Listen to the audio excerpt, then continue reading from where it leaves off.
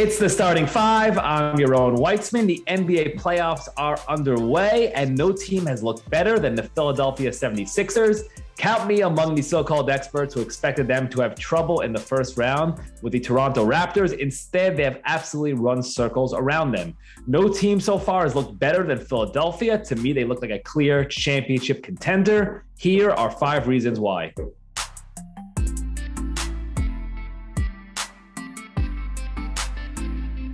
Reason number 1, they have a healthy and dominant Joel Embiid. Everything in Sixers land revolves around the guy in the middle, and Embiid has responded by playing what I think is the best basketball of his career.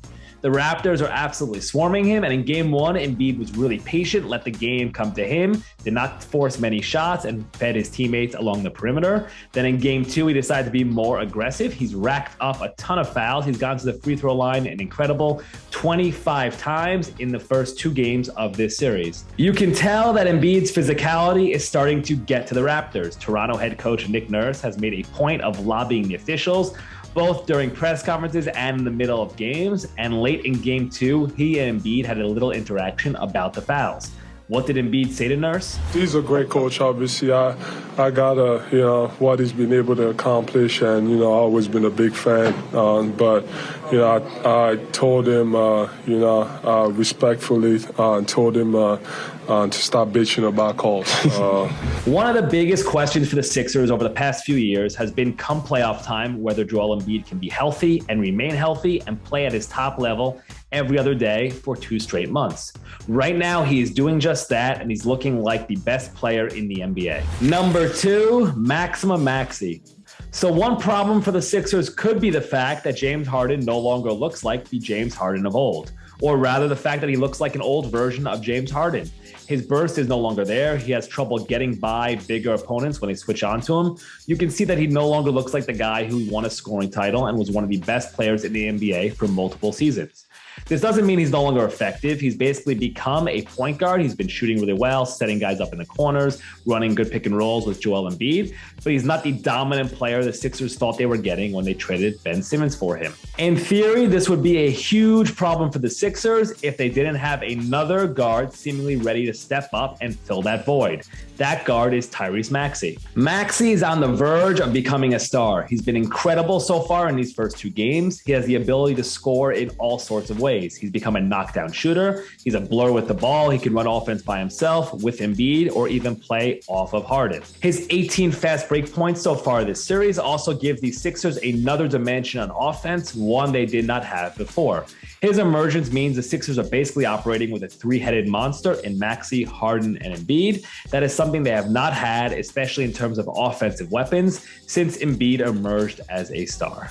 Number 3, Tobias Harris's evolution. When James Harden first arrived in Philadelphia, it looked like Tobias Harris would be in for a rough stretch. He's more of a one-on-one guy who likes to pound the ball into the floor, and playing alongside Harden requires quick decision-making and people who are willing to shoot from 3 and be quick with those decisions. That has never been Tobias Harris's game. Harris did struggle initially playing with Harden, but in the months since, he's completely revamped his game and become an essential part of what the Philadelphia 76ers do.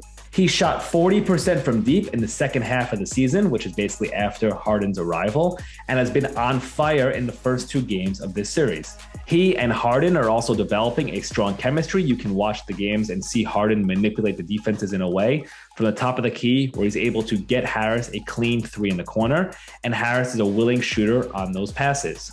Harris is also playing the best defense of his career, taking tons of charges, and the first couple games here against the Raptors, he's even had some clean strips and stands of Pascal Siakam. But where he's been most effective is on the offensive side of the ball. Him playing this style of basketball gives the Sixers so much diversity, and the way he's playing alongside Embiid, Maxey, and Harden basically makes the Sixers offense unstoppable. Number 4, the unlocking of B-Ball Paul.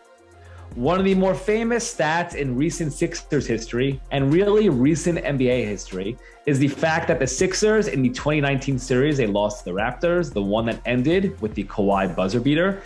They were outscored in the minutes that Joel Embiid did not play by 109 points, and those were just 99 minutes of action. Think about how much that is and how huge a difference that is in a series that basically ended by the Sixers being eliminated in a few bounces or a matter of inches. Backup center has been a big problem for the Sixers in recent years, which is why the fact that they've outscored the Raptors so far this series in the minutes where Joel Embiid sits is a huge development. Those minutes have come with Paul Reed on the floor at the center position, aka B-Ball Paul, the nickname he's had since middle school, and yes, he uses it when he talks about himself. A former second-round pick and last year's G League MVP, the Sixers have replaced the mummy of DeAndre Jordan with Paul Reed at the backup five, and his numbers so far have been good enough to help them eliminate this previous problem. He's got 6 points, 5 rebounds, 2 steals in 22 minutes, but more importantly, he's active enough on offense, he's athletic enough on defense to hold his own and help the Sixers outscore the Raptors by 12 points in that stretch. They don't even have to play to that level for the rest of the series. If they can just break even in the minutes where Embiid doesn't play, they will be in a great position to win a title this season. Reason number 5, Danny Green is dunking. I don't think there's a greater sign that fate is on the Sixers side than the fact that Danny Green is not just dunking, but throwing down one-handed slams on fast breaks over opponents. Just look here at his teammates' reaction to that play.